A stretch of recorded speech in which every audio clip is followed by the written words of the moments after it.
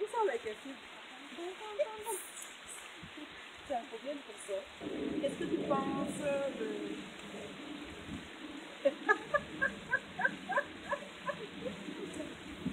Sylvia, arrête! Le corps tombe dessus. Oui, mais c'est quoi ce truc qui passe là? C'est l'avion. Alors, vas-y.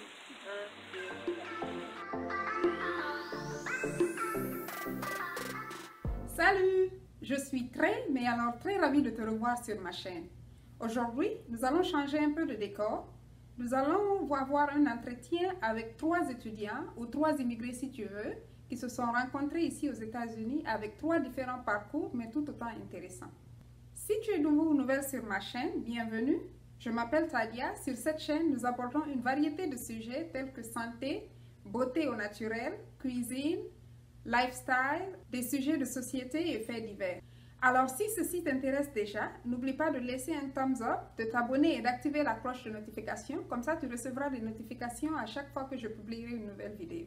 Avant de commencer l'interview, je voudrais te faire un petit aperçu général du sujet, parce que j'ai perdu une bonne partie de cette vidéo l'année dernière, durant le tournage. C'est la raison pour laquelle d'ailleurs je ne l'ai pas publié depuis. Mais en revoyant la partie qui restait récemment, je me suis rendu compte qu'il y a toujours des informations importantes dans l'interview. Et en plus, on a eu beaucoup de fun à filmer cette vidéo. Donc, je voudrais la partager avec toi. Et je voudrais aussi dire que je suis vraiment désolée pour la qualité de l'audio de cette vidéo. J'ai vraiment essayé de réduire le bruit qui se passe dans le background. So please bear with me. Alors sur le plateau, j'avais 2 invités, notamment Bouba Diarra et Sylvia Boura, 2 très bons amis à moi, que je salue d'ailleurs. Hey Bouba, hey Sylvia, si vous me suivez, merci encore d'avoir participé au tournage de cette vidéo. Bouba nous vient du Mali où il a fait ses études préuniversitaires. Ensuite, Mali, il est allé en Tunisie pour poursuivre ses études.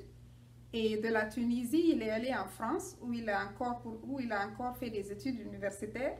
Et de la France, il est venu aux États-Unis poursuivre ses études. Alors, Bouba va nous dire ici quelle a été son expérience dans ces 3 différents continents en matière d'études et qu'est-ce qu'il a le plus marqué. Il va aussi nous donner son avis par rapport aux opportunités pour les étudiants. Alors, écoutons Bouba. Ok, Bouba, tu as un mot à dire sur la qualité des études et puis le coût de vie comparé des différents pays. Oui, effectivement, j'avais juste 2 mots à dire. Il y a un peu de différence entre les études en France et les études ici. Déjà, ce qu'ils appellent le curriculum ici, le programme. En France, ici, en fait, en France, il y a déjà ton programme. Tu choisis quelle filière tu veux étudier. Tu peux être informaticien, journaliste, et ça. Donc maintenant, en fait, tu as toute l'année pour étudier, genre, tu as des différentes matières à prendre, par exemple, pour une année. Si tes études, par exemple, c'est 5 ans, ou 3 ans, ou 4 ans, déjà, c'est programmé combien de matières tu vas apprendre et ça équivaut à combien d'années. Par exemple, la licence, c'est 3 ans. Donc, pendant ces 3 ans, tu as le programme de chaque année. Première année, deuxième année et troisième année, tu fais tes études. Par contre, comparé à ici c'est par semestre. Genre, c'est pas toute l'année, mais c'est par semestre. L'étudiant même a choisi les différents cours qu'ils peuvent prendre. Parce que, en général, ici, et ça, moi, je trouve que c'est bien par rapport comparé à la France, parce que tu vas pas prendre beaucoup de cours qui ne vont te servir à rien en même temps. Mais même ici, il y a des cours que tu vas prendre parce que voilà, ça fait partie de ton programme. Ça fait partie du programme, même si tu n'en as pas vraiment besoin. Tu n'as pas besoin, mais pour le début, quand même, tu prends tes cours, tu sélectes tes cours que tu as réellement besoin en temps réel et tu fais ça, après tu continues. Mais par contre, à la France, en France, ils prennent toute l'année, tu as un programme à faire et tu as peut-être plus de 5 matières à apprendre, tu vois. Ça, c'est un peu difficile. Mais par contre, niveau est très élevé en France et les études, c'est vraiment enrichissant parce que, par rapport à ici. Je pense que les Français sont plus rigueur et l'étude est plus difficile par rapport à ici. Oui, c'est vrai que ça dépend c'est vraiment dur. c'est dur par rapport à ici. Maintenant, on va aller en matière opportunité. Est-ce que c'est les mêmes opportunités qu'on a ici en Afrique ou en Europe? Je pense parce qu'il y a beaucoup de personnes qui veulent voyager parce qu'ils veulent avoir plus d'opportunités en fait. Ah ouais. Ça c'est vrai, et c'est vrai aux États-Unis surtout, il y a plus d'opportunités. D'après les gens, c'est le pays de rêve. Et ça, franchement, je n'en disconviens pas, ils ont raison. Il y a, comme vu que le pays est grand avec différentes states, ça fait qu'il y a plus d'emplois comparé à la France et en Afrique. C'est vrai, en Afrique, il n'y a pas assez d'opportunités pour les jeunes, parce qu'après ton diplôme, tu peux rester des années à chercher un boulot. Et il faut avoir des relations, il faut être connecté, tout ça, c'est très difficile pour quelqu'un qui n'a pas de connaissances, qui n'a pas de proches. Donc c'est très difficile d'atteindre en fait, le monde du travail. Et la France, un peu avec les crises, c'est vrai, il y a toujours du boulot, mais c'est un peu difficile. Mais il faut chercher pour trouver. Et c'est ça la différence. En tout cas, si je prends les États-Unis comparé aux deux autres, il y a plus d'opportunités de réussir et d'être dans le monde du travail. Ok, tout à fait. Je pense aussi, je n'ai pas fait l'Europe, mais franchement, comparer l'Afrique aux États-Unis, c'est vrai qu'il y a des opportunités partout, mais je pense qu'il y a plus d'opportunités ici parce que c'est plus développé, il y a plus de travail, il y a plus d'ouverture, il y a beaucoup de, il y a beaucoup de filières qui sont là, qu'on ne trouve pas vraiment en Afrique. Il y a beaucoup à faire en Afrique. Il y a des opportunités, mais les opportunités sont à créer en Afrique. Et là, il y a déjà les opportunités qui sont là, et tu peux juste saisir les opportunités. Ça, c'est vrai. Non, ça, c'est vrai. Je suis d'accord. Pour faire une récapitulation sur cette question, comme on l'a dit, dans chaque pays, il y a des opportunités, mais nous savons tous qu'il y a plus d'opportunités dans certains pays que dans d'autres. Par rapport à l'Afrique, je trouve qu'il y a beaucoup d'opportunités en Afrique, mais le problème c'est que ce n'est pas facile d'avoir accès à ces opportunités. Il y a aujourd'hui beaucoup de jeunes qui rentrent au pays et qui ont envie d'entreprendre. Il y en a pour qui ça marche et qui se font une bonne fortune et qui font un impact au pays. Il y en a aussi qui partent et par moins d'appui et de ressources, ils ne réussissent pas à matérialiser leurs rêves qu'ils avaient entrepris et ça finit par échouer. Mais je dirais qu'il y a beaucoup d'opportunités en Afrique, mais les opportunités sont à créer. Il y a beaucoup de choses à créer en Afrique et si on arrive à trouver le filon, on fera vraiment des choses merveilleuses.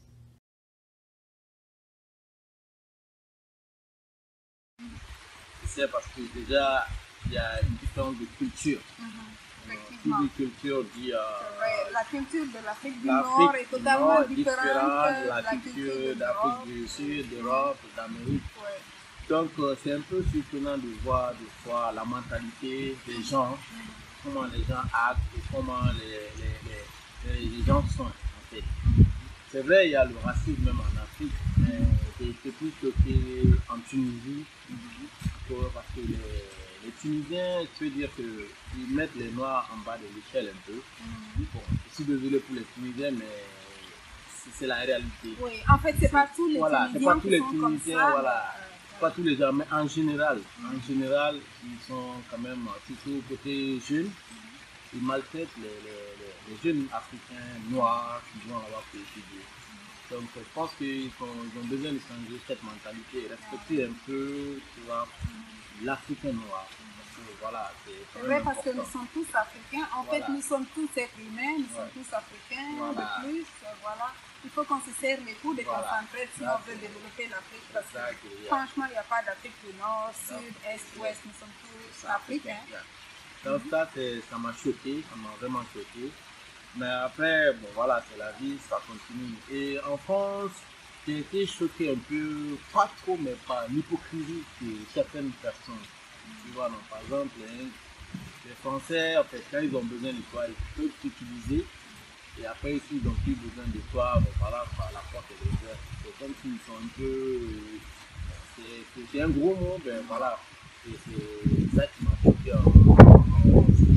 Voilà. Comme toujours, c'est pas tout le monde, il y a toujours des mauvaises et bonnes expériences, des gens qu'on rencontre. contre. Justement, voilà, en fait, je parle juste du côté un peu. Oui, en fait, c'est Sinon, ton mais expérience personnelle et ce qui t'a choqué. Voilà. Et comment Non, est-ce que après, il y a beaucoup de choses positives qui sont Ah. passées. Il y a des gens qui sont bons, voilà, qui sont honnêtes avec toi. Et puis, il y en a plein, mais il y a plus même de choses positives que négatives, quoi, je peux dire. Alors, ici aux États-Unis, ce qui m'a juste surpris et étonné, c'est surtout en fait le comportement de nos frères qui sont nés ici même. Les Africains, Américains. Je crois leur comportement, ça m'étonne parce qu'ils sont dans un pays vraiment développé dans toutes les opportunités, bien sûr, mais voir comment ils s'entretuent un peu et puis en fait, ils ont des idées un peu, je sais pas, je n'arrive pas à dire le mot, mais ils ne considèrent pas tout l'Afrique. Oui, l'Afrique est toujours encore les cages, les trucs. C'est vrai. Oui. Il y a beaucoup de pays en fait développés. Pourquoi? Parce que je pense que c'est ce qu'on voit dans les médias. Les gens ne savent pas vraiment ce qui se passe en Afrique. Je me souviens quand je suis venue la première fois, j'ai fait la première école là où j'ai été à la fin de mon semestre. Je devais faire un exposé. Ça faisait partie du curriculum. Donc j'ai fait un exposé sur mon pays. J'ai fait des diapositives que j'ai présentées. Et ben, ils étaient vraiment surpris. Hein. Ils se demandaient les hôtels et tout. Et ils ne savaient pas. Ils se disaient, ils ont tous voulu aller visiter la Guinée. Justement, il faut que nous on les montre. En fait. Ça, c'était une bonne idée. Oui, en fait, il faut les montrer que non, vous pensez pas, il ne faut pas juste regarder ce que vous voyez à la télé. Il ne faut pas mettre l'Afrique en bas de l'échelle. Parce que l'Afrique aussi est en voie de développement. On a beaucoup de choses. Si on vient ici, c'est pour les études et c'est pour avoir aussi une vie meilleure. Même si tu peux trouver aussi des Américains en Afrique. Donc voilà, l'immigration, c'est comme ça. Donc la libre circulation de toute sensation. Si tu te sens à l'aise aux États-Unis, tu viens et puis tu vis. Si tu te sens en Afrique, un Américain peut aller en Afrique et développer ses business. Effectivement, c'est comme le sujet sur l'immigration. Il y en a qui aiment immigrer, il y en a qui n'aiment pas. Il ne veut pas dire que ceux qui ont immigré sont forcément mieux que ceux qui n'ont pas immigré. Il y en a qui restent au pays et qui se créent des opportunités, qui ont des opportunités et qui réussissent vraiment. Franchement, moi je pense qu'on peut réussir partout si on a la volonté de réussir. C'est vrai qu'il y a certains endroits qui ont plus d'opportunités que d'autres. Si on a la chance de voyager et qu'on veut voyager, franchement c'est bien. Et si on ne veut pas, franchement, partout où on est, on peut faire des choses magnifiques partout. Ça, je suis d'accord. En fait, ça, c'est un malentendu que je voulais éclairer. Les gens au pays pensent qu'aux États-Unis, ici, en tant qu'étudiant, c'est facile d'avoir le travail. Dès qu'on arrive, on a le travail. C'est pas comme ça. Quand on arrive, il y a beaucoup d'étudiants qui ne travaillent pas parce qu'ils ne peuvent pas avoir le travail hors campus. Et le travail dans le campus, c'est vraiment très restreint pour les étudiants. Alors, quand vous voulez comparer les pays là où vous voulez aller, c'est des choses, je pense qu'il faut considérer aussi. Alors, passons au second invité qui est Sylvia. Sylvia va nous donner son avis sur les mêmes points. Elle va nous dire qu'est-ce qui l'a le plus choqué quand elle est arrivée ici aux États-Unis. Alors, passons à la vidéo avec Sylvia. Alors, Sylvia, tu es martinico-camerounaise, tu as vécu en France, tu as fait des études, et ensuite tu es venue aux États-Unis pour les études. Mais tu connais l'Afrique, fait le Cameroun pendant quelques années. Hein. Et alors, qu'est-ce que tu penses des études en France comparées aux États-Unis et le coût de vie? Alors, par rapport aux études, en France, déjà, c'est moins cher. C'est moins cher si tu es immigré, si tu es étranger. Tu payes juste environ $300. Et c'est juste pour l'assurance. Alors qu'ici, en fait, l'assurance est presque 700 à $1000. Et ensuite, il y a encore la scolarité. Donc ça, c'est un point. Et ensuite, il y a aussi le coût des livres. En France, on a des bibliothèques en général dans les universités. Alors qu'ici, tout le monde achète son livre. En fait, on dirait que c'est un peu comme un business. Les profs écrivent des livres et les étudiants doivent acheter. Et chaque semestre, il y a des nouvelles éditions qu'il faut acheter aussi. Effectivement, avec des codes en plus. Voilà. Comme ça, tu ne peux pas prendre le livre de ton prochain parce que tu as besoin de codes. Voilà, c'est ça. En fait, ça reflète un peu la culture des États-Unis. Tout le monde cherche son propre intérêt. Et en France, c'est différent, les gens se passent les livres, c'est pas trop individualiste. Oui, alors déjà en France, dans les universités, on n'utilise pas tout le temps des livres en fait. C'est plus des lectures, comme on dit, des cours en conférence. Et les profs, ils vont vous conseiller des livres. Et en fait, c'est à votre... Et par rapport au crédit, alors, qu'est-ce que tu en penses? Alors, je pense que ici, la vie est un peu plus chère parce que, bon, peut-être que c'est parce qu'on est aux États-Unis, hein, la première puissance mondiale. Et les salaires aussi sont plus élevés. Du coup, la vie est plus chère. Et il y a des taxes qui se rajoutent dans les choses. Par exemple, si tu vas au supermarché, tu prends un truc à 1 $, mais en caisse, ça va te faire presque 2 $. Alors qu'en France, en fait, les salaires sont plus bas. Le niveau de vie aussi est plus bas et il n'y a pas de taxes en fait. Du coup, en fait, ça revient au même un petit peu, tu vois. Ah oui, vous n'avez pas de taxes sur les habits, sur la nourriture en France? Non, il n'y a pas de taxes du tout, sur rien du tout. Ah oui, Si, c'est bien ça. Hein? Oui, Je me souviens, ma première expérience, quand je suis venue aux États-Unis, on est allé au store avec mon père. Et alors, j'ai fait mes courses, j'ai fini, je faisais les calculs dans ma tête en même temps. On est arrivé à la caisse, le caissier, il me dit, voilà, votre somme, c'est ça. Je dis, non, c'est pas ça. Je dis, j'ai calculé. Et il me dit, mais non, c'est ça. Je dis, non, c'est pas ça, tu as dû te tromper, il faut refaire les calculs. Ensuite, la maîtresse me dit, ah, c'est les taxes qu'il a rajoutées. Je dis, tout ça pour les taxes? c'est Il ça. me dit, oui, je dis, ok. C'est ça, et c'est une grande différence. C'est quand si tu n'es pas habitué à ça, il faut bien calculer ton budget. Sinon, l'argent part très Et vite. les opportunités, alors, je pense que c'est la même chose ou bien c'est différent? Oui, alors ici, je pense que les opportunités, il y en a beaucoup plus. Il y a beaucoup plus de possibilités d'avoir quelque chose, d'avoir ce que tu veux si tu travailles pour ça. C'est pour ça qu'il y a le American Dream, comme on dit. Alors qu'en France, en fait, c'est un peu saturé parce que tout le monde vient à Paris surtout. C'est un tout petit peu saturé.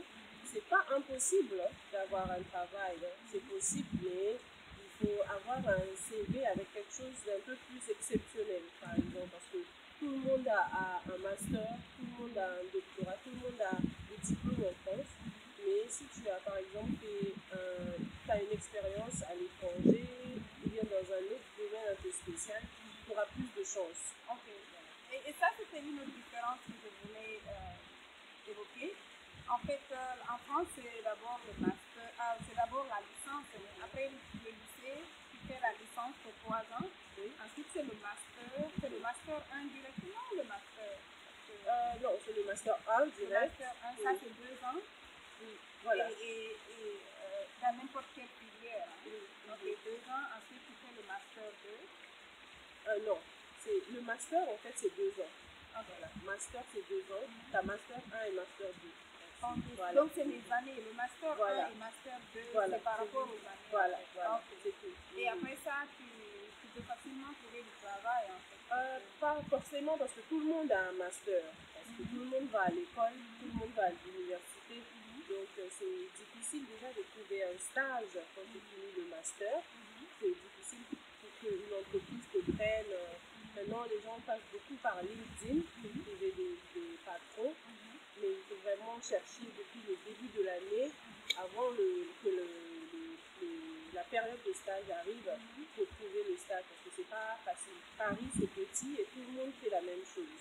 C'est très compétitif en fait. Voilà. Et je trouve qu'ici aussi c'est compétitif. Hein.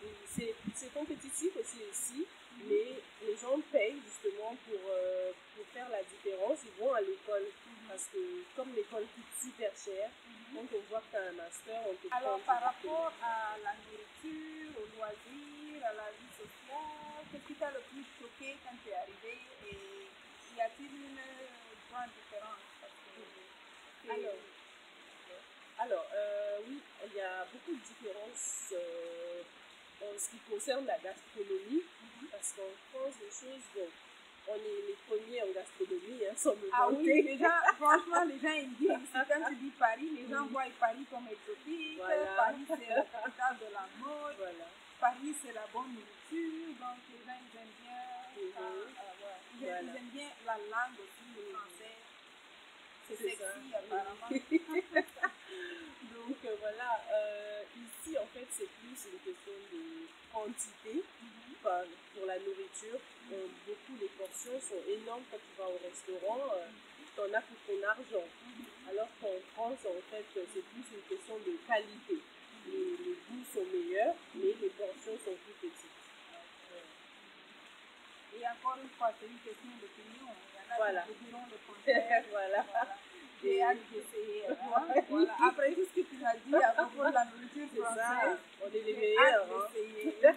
Franchement, la mode, la nourriture, Voilà. franchement. On arrive Paris.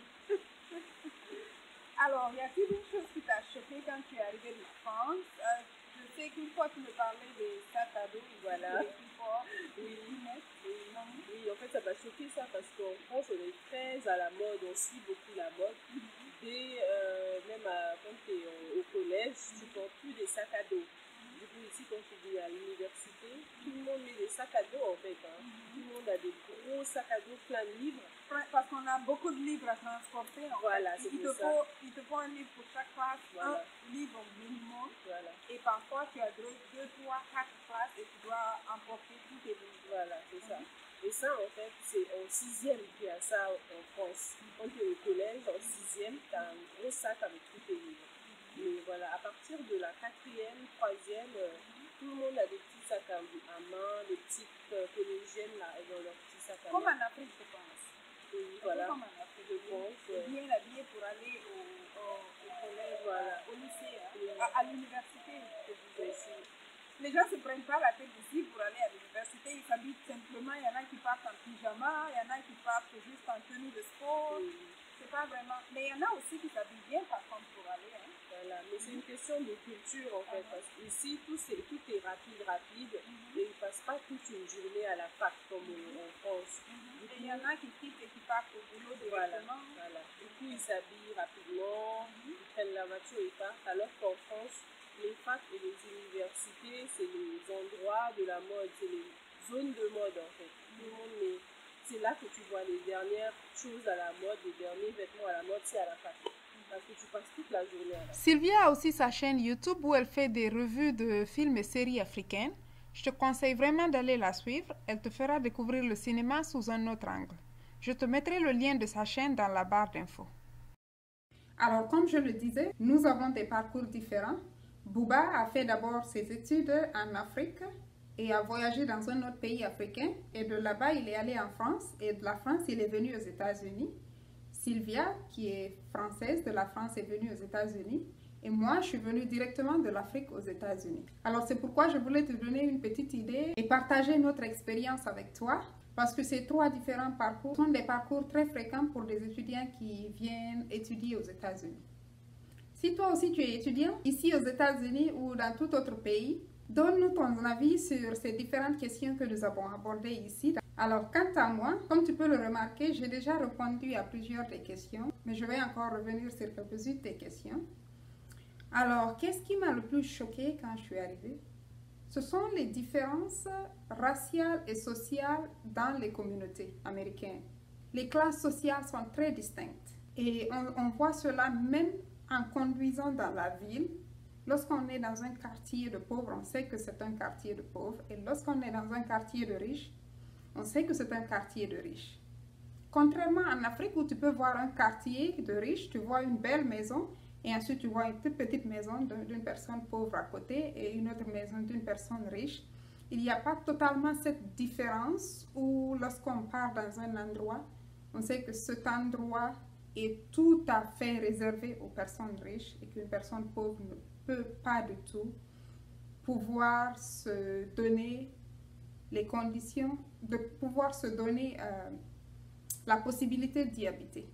Alors ça, c'est quelque chose qui m'a vraiment choquée, et surtout quand j'ai pris les cours d'histoire, et voir comment est-ce que les structures ont été établies intentionnellement de telle sorte que cette différence sociale et raciale continue dans la société. Et nous voyons d'ailleurs les conséquences de cette discrimination sociale et raciale à travers l'histoire des États-Unis avec le Civil Rights Movement qui a eu à sa tête Martin Luther King et tant d'autres activistes.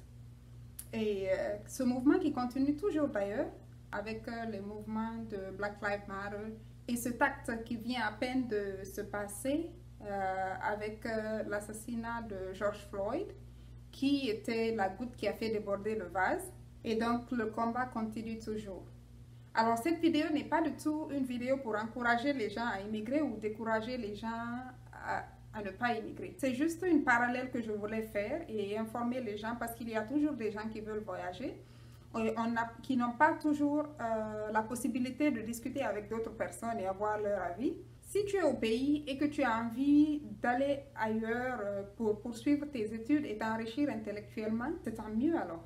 Si tu as envie de rester au pays aussi et tu travailles bien et tu t'y plais bien là-bas, tant mieux aussi. Il n'y a pas du tout de gagnant ou de perdant, hein.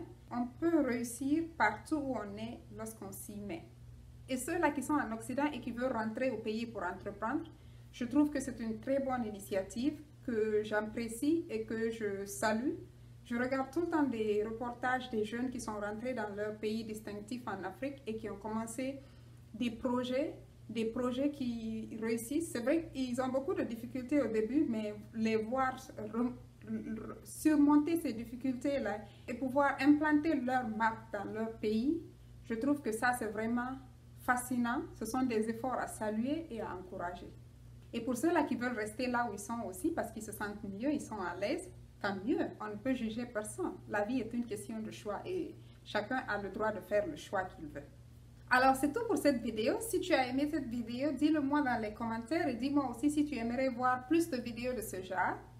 Merci d'avoir suivi jusqu'à la fin. On se retrouve à la prochaine. Bye!